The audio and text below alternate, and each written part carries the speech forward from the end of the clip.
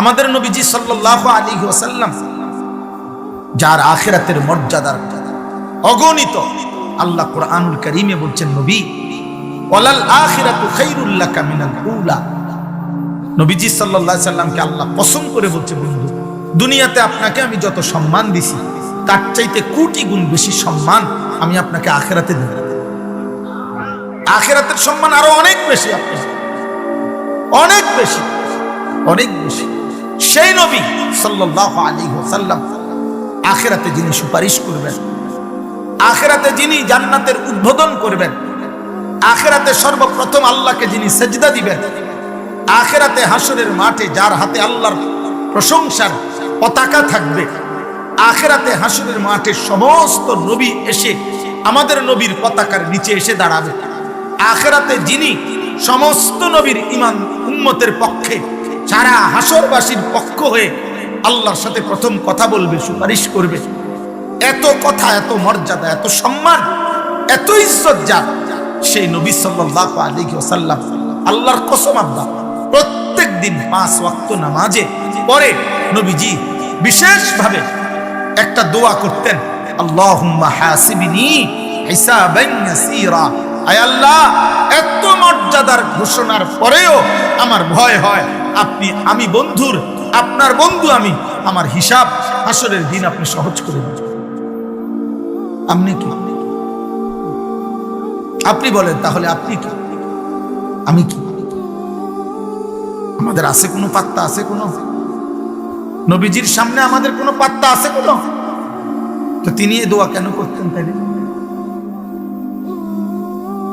তিনি কেন বলতেন? বলে এই জন্য বাপ আমার, ভাই আমার, একটা ছেলেই বুঝো, একজন যুবক তুমি বুঝো, একজন বাবা আপনি বুঝেন। আমরা মুসলমান, আল্লাহকে ছেড়ে দিলে, আল্লাহকে ভুলে গেলে, আখিরাতকে ভুলে গেলে, বিশ্বাস করেন আমাদের জীবনের কোনো অর্থ থাকে না। কাফের বেঈমানদের মতো আমরা আরো যদি সাজি, ওরা আমাদেরকে আপন মনে করবে। কসম আল্লাহ,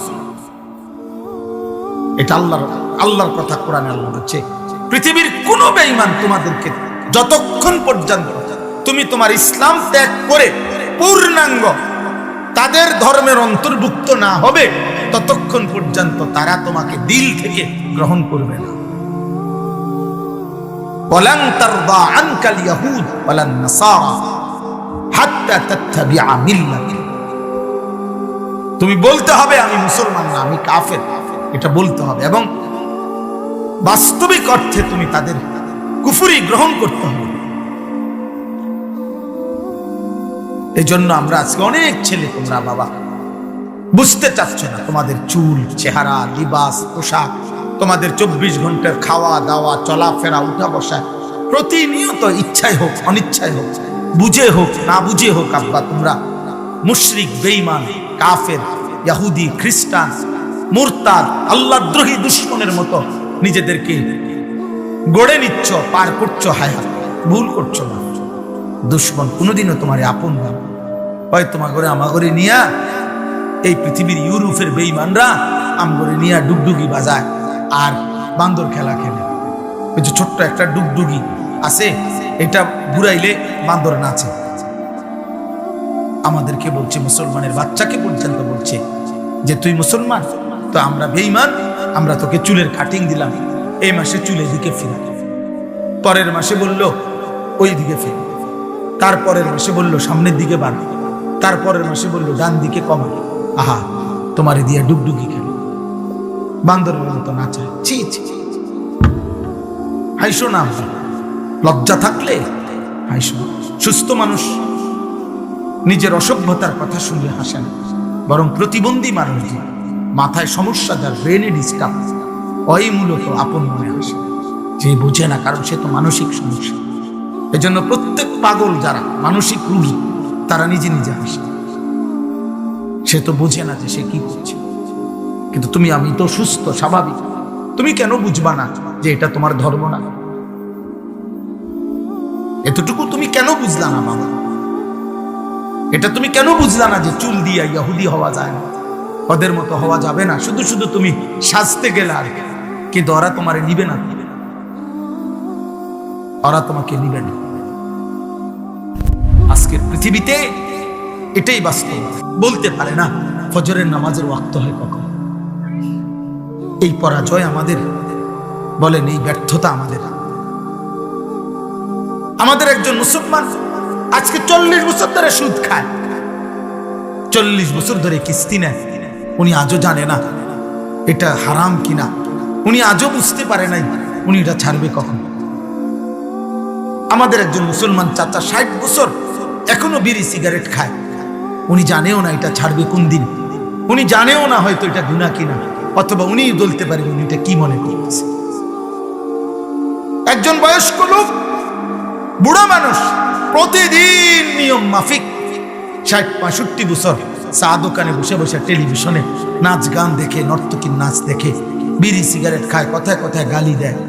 আহারে চাচা, আপনি 60 বছরও মনে পড়ে নাই আখিরাত বলতে কিছু আছে? আপনার 60 বছরও মনে পড়ে নাই এটা গুনাহ? চিন্তা করছেন আমাদের ব্যর্থতাটা কোথায়? তোমরা বলো ভাই বাবা, তোম করে ধরে নাও 1 প্লেট খিচুড়ি দিবে অথবা 1 প্যাকেট বিরিয়ানি দিবে, আপনার মনে করো একটা জিলাপি দিলে, তে এটুকু দিয়েই এই যে রাত জাগলা, ধরে নাও রাতের বাজে এখন 12টা, এত গভীর রাত পর্যন্ত তো তোমরা জাগতে পারলাম। আমার আব্বা একটা মুসলমানের বাচ্চা ছেলে, নওজোয়ান, তুমি আল্লাহরে সাক্ষী রেখে একটাবার ভাবো, রাত 12টা পর্যন্ত তো তুমি সজাগই রইলা, অথচ সেই 7টা বা 7:15 বাজে এশার নামাজের আজান হয়েছিল। তাহলে গত 5 ঘন্টা চলে গেল, তুমি কি আল্লাহর ইচ্ছা করলে একটা সিজদা দিতে পারতা না?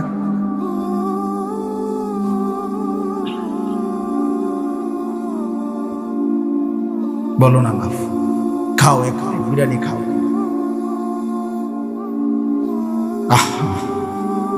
না হেসো না, বিবেক দিয়ে বলো, আমি ফাইজলামি করতেছি না দোস্ত, আমি তোমার সাথে মস্করা করছি। তুমি খাও, কোনো মানা নেই। বিরিয়ানি খাওয়া তো হারাম, খিচুড়ি খাওয়া তো হারাম, আমি হারাম বলতেছি না। কিন্তু বিবেক কি বলে? মানুষ বুঝি এত নিকৃষ্ট? একটা কুত্তাও তো হাড্ডি দিলে ওই বাড়িওয়ালার পিছনে থাকে। তোর আখলাক কি কুত্তার আখলাকও হলো না?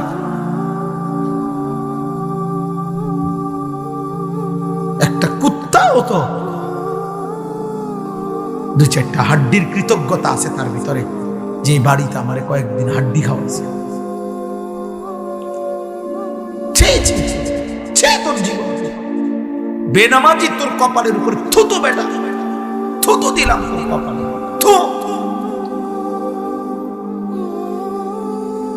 লজ্জা তোর জীবনে। একটা কুকুরের স্বভাব, ভদ্রতা কোথাও এটাও নাই এই মানুষ রূপী এই হাইওয়ানের। এত বড় আসমান, এত বড় জমিন, 24 ঘন্টার এত আয়োজন, মাথার চুল থেকে পায়ের নখ পর্যন্ত, ভেতর বাহিরের এতগুলো অঙ্গ প্রত্যঙ্গ দিয়ে আল্লাহ তাআলা 24 ঘন্টা সারা দেহের সার্কুলেশন, সমস্ত অঙ্গ প্রত্যঙ্গের সচল আল্লাহ তাআলা রাখছেন।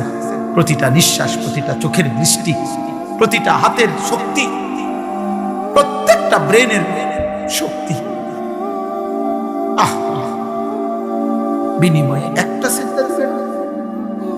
আপনি কি মনে করেন ভাই? ভাবেন।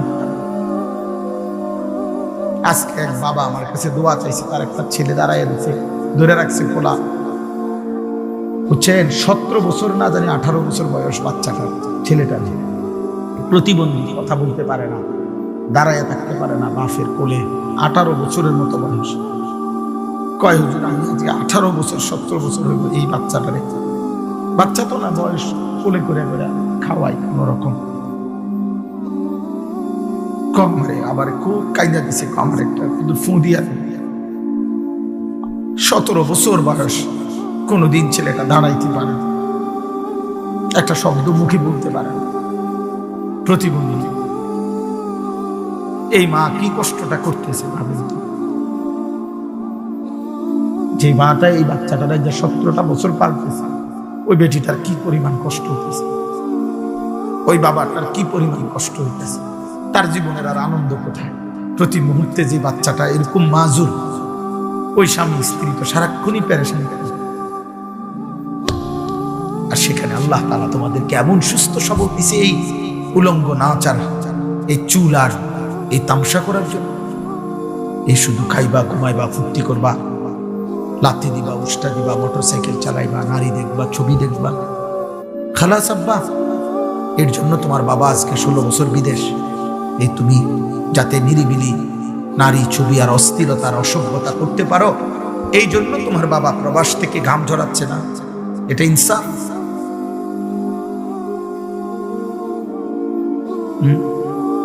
16 বছর, 17 বছর এই যে প্রবাসী, 18 বছর। আমার তো এইবারও বলছে এক জিদ্দার এক প্রবাসী ভাই, হুজুর আমি আজকে 32 বছর বিদেশ করতে আছি। 32 বছর, 18 বছর, 16 বছর জীবনে কোনোদিন 16 বছরের প্রবাস জীবনে কে তার এক গ্লাস পানি আগায় দেয়, কে তার জামা কাপড় ধুয়ে দেয়, নিজের কাপড় নিজে ধোয়, নিজের রান্না নিজে করে, একটা ট্যাবলেট খুলে দেওয়ার মতো কেউ নাই। আমার তো সকালবেলা ভোর হয়, আমি 11টা সাড়ে 11টা বাজে আমি যখন নাস্তা করি, তো আমার 4 বছরের মেয়ে আছে, ও আমারে নাস্তা এনে দেয়, আমার বিবি আমারে চা বানায় দিচ্ছে, আমার ছেলে আছে ও আমার খবর নিতেছে, আমার মা বাসায় আছে, মা আমার লগে বৈশা নাস্তা করে। আমার তো এতটুকু তৃপ্তি আছে যে আমার বিবি বাচ্চা পাশে। এই প্রবাসী বেচারা আজকে 16 বছর, 18 বছর, একটা টাকার জন্য তোর মুখে হাসি ফুটবে, ছেলেটার মুখে। আমার ছেলেটার পরীক্ষা সামনে, ছেলেটার form fill up, admit card, registration, ছেলেটা বলছে 7,000 টাকা লাগবে, 5,000 টাকা লাগবে, ছোট মেয়েটার টাকা লাগবে, একটা মেয়ে বিয়ে দিতে হবে, বাড়িতে একটা ঘর দুয়ার নাই, মাটাও অসুস্থ হয়ে আছে, বিবির ডাক্তার দেখাইতে হবে, ঘরে কোনো ফার্নিচার নাই। এই কথা ভাবতে ভাবতে বেচারা সারাটা দিন পড়ে থাকে ওইখানে।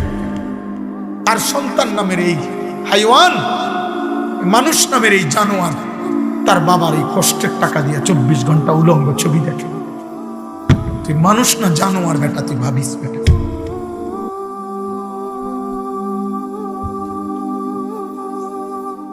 মানুষ না জানোয়ার বেটা, ভাবিস বেটা। তোর রক্তে যদি মুসলমানের রক্তে থাকে, তুই যদি মায়ের পবিত্র দুধ খায়া থাকস, তুই ভাবিস বেটা।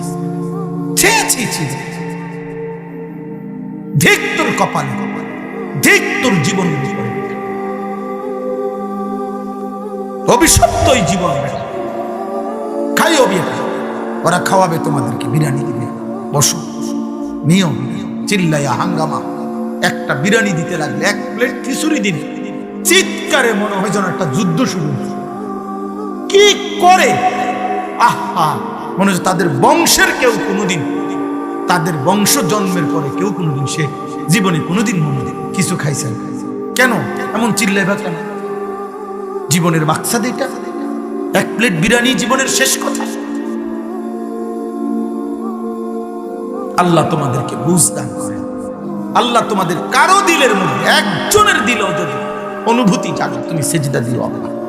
আমি এক ভাই তোমাকে বলব, আমার 21 বছরের এই জীবন, কিশোর যুবক ছেলেদের জন্য আমি খুব ভাবি, খুব ভাবি, সারাদিন ভাবি, সারাদিন চিন্তা করি। আহারে এই ছেলেগুলো আমাদের চোখের সামনে, চারিদিকে মুসলমানের সমাজ, মসজিদ আছে চারিদিকে, 5 ওয়াক্ত নামাজের আজান হয়, প্রত্যেক 5 কিলোমিটারের ভিতরে মাদ্রাসা আছে, হাফিজি কোরআন আছে, গ্রামে গ্রামে দাদা চাচারা আছে, দাড়ি টুপিওয়ালা মুরব্বী আছে, হাজি সাহেব আছে, তাদের ঘরে আল্লাহ কোরআন আছে, তার মা নামাজ পড়ে, তার দাদা দাদি নামাজ পড়ে, আল্লাহ খুদা ডাকে, আরে চারিদিকে আছে।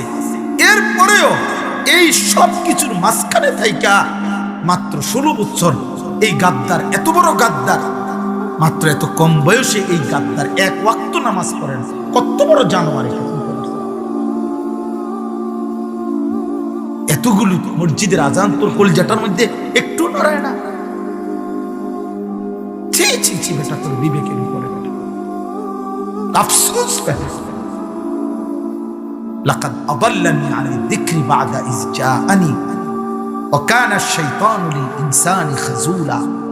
কোরআনে আল্লাহ বলছে, জাহান্নামী নাফরমান পাপী সেদিন হাসরের ময়দানে আফসোস করবে আর বলবে, হায় হেদায়েতের উপকরণ, আল্লাহকে মানার উপকরণ আমার কাছে তো ছিল, আর ছিল, আমগো গ্রামে মসজিদ ছিল, মাদ্রাসা ছিল, আজান হইতো, ওয়াজ হইছে, মাহফিল হইছে, বক্তারা আসছে, হুজুররা চিৎকার দিছে, কান্নাকাটি করে বলছে, ইমাম সাহেব প্রত্যেক জুমায় কত কিছু কইছে রে। আরে আমারে তো আল্লাহ চিনার মতো ব্যবস্থা ছিল আমার গ্রামে। আমারে তো বলছে আমার আব্বা ছোটবেলা আমি মুসলমান, আমার মা বলছে আমি মুসলমান, আমারে তো কালেমা শিখাইছে, আমারে তো হাজী সাহেব দোয়া করছে, ইমাম সাহেব বুকে নিছে, আদর করছে, আমারে তো বারবার বলছে আমি মুসলমান মুসলমান মুসলমান। আমি কিছুই পাত্তা দিলাম না। দুনিয়া, বন্ধু, মোবাইল, হারাম উপার্জন আমারে আল্লাহ ভুলাই দিল। আমি কি করি? আমি কি করি? কসম আল্লাহ বাবা, কোরআনে আল্লাহ আফসোস করবে সে, ইয়া লাইতানি ইত্তাখাযতু মা'আর রাসূলি সাবিলা। আফসোস করবে আর নাফরমান বলবে সেদিন হাসরের মাঠে, হায় আমি যদি রাসূলের কথা শুনতাম। ইয়া লাইতানি লাম আত্তাখিয ফুলানান খলিলা। হায় আফসোস আমি যদি অসৎ লোককে বন্ধু না বানাইতাম। ইয়া লাইতানি কদ্দামতু লিহায়াতি। হায় আফসোস আমি যদি দুনিয়ায় থাকতে কিছু নেকি পাঠাইতাম। ইয়া লাইতানি কুনতু মা'হুম ফাআফুযা ফাওজান আযীমা। হায় আমি যদি নেককারদের সঙ্গী হতাম, তাইলে তো আজকে আমিও জান্নাতি হতাম। ইয়া লাইতানি লাম উশরিক বিরাব্বি আহাদা। হায় আমি যদি আল্লাহর সাথে শিরিক না করতাম। ইয়া লাইতানা আতানাল্লাহ ওয়া আতানার রাসূলা। হায় আমি যদি আল্লাহ এবং রাসূলের আনুগত্য করতাম। ইয়া লাইতানি লাম উতা কিতাবিয়া। হায় আজ হাসরের মাঠে যদি আমার বাম হাতে আমলনামা না দিত। ইয়া লাইতাহা কানাতিল কাদিয়া। হায় আফসোস আজ হাসরের ময়দানে মৃত্যু এসে যদি আমাকে শেষ করে দিত, তাইলে তো আর আমার বিচার হইতো না। ইয়া লাইতানি কুনতু তুরাবা। হায় আজ হাসরের মাঠে আমি যদি মাটির সাথে মিশে যেতাম। এসব কোরআন শরীফের আয়াত, বুঝছেন? যতগুলো বললাম এগুলো কিসের আয়াত? কোরআনের আয়াত। এই জন্য আব্বা আল্লাহকে ছিল, আখিরাত ছিল, আখিরাত ছিল, আখিরাত হবে। পৃথিবী শেষ হবে। পৃথিবীর শেষ দিন 12 তারিখ না, পৃথিবীর শেষ দিন ইসরাফিলের ফুল। 12ই ফেব্রুয়ারি ইসরাফিল ফুটিত না। 12 তারিখ পৃথিবীর শেষ নির্বাচন। শেষ নির্বাচন, বাংলাদেশের শেষ নির্বাচন আগামী 12 তারিখ। কথা বলে না কেন? আগামী 12 তারিখ যেই নির্বাচিত হয়, তাহলে 5 বছর, এরপরে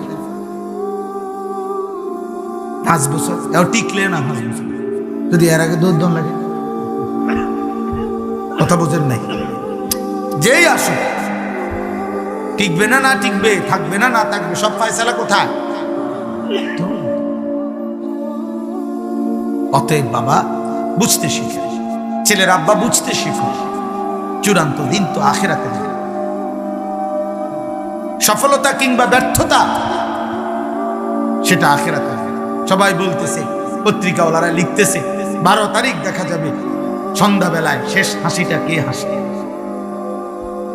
12 তারিখ শেষ হাসি মানে মাগরিবের পরে ইসরাফিল ফু দিব, আর কেউ আসতে সহ্য না।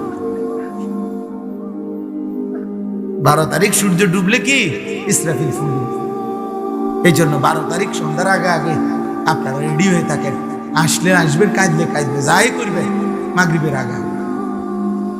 12 তারিখ শেষ হাসি, কথা বলে না? 12 তারিখ দেখা যাবে শেষ হাসিটা কে হাসে। আমি বলছি না, আল্লাহর কসম হাসরের মাঠে দেখা যাবে শেষ হাসিটা কে হাসে। খোদার কসম, আজ দুনিয়া তুমিও ভোগ করো, আমিও করি। নাফরমান, পাপী, বেনামাজি, বেহায়া, চরিত্রহীন, মদখোর, নেশাখোর, গাঁজাখোর, ফুট্টাখোর, সুদখোর, বাবাখোর, হারামখোর, বেহায়া, বেপর্দা নারী, ওদেরকে বলে দিও যে দুনিয়া তুমি ভোগ করো, ওই দুনিয়া আলহামদুলিল্লাহ যারা 5 ওয়াক্ত নামাজ পড়ে ওরা ওই দুনিয়ায় ভোগ করে। ওরাও ভাত খায়, মাছ খায়, ডাল খায়, ঘুম যায়, ওরাও দুনিয়ার জরুরত পূরণ করে। কিন্তু আল্লাহর কসম আখিরাত আখিরাত হাসরের মাঠ আর পূরণ হবে না, সেদিন আর পানি মিলবে না, নাফরমানের সেদিন আর এক ঢোক খাবার মিলবে না, এক লোকমা খাবার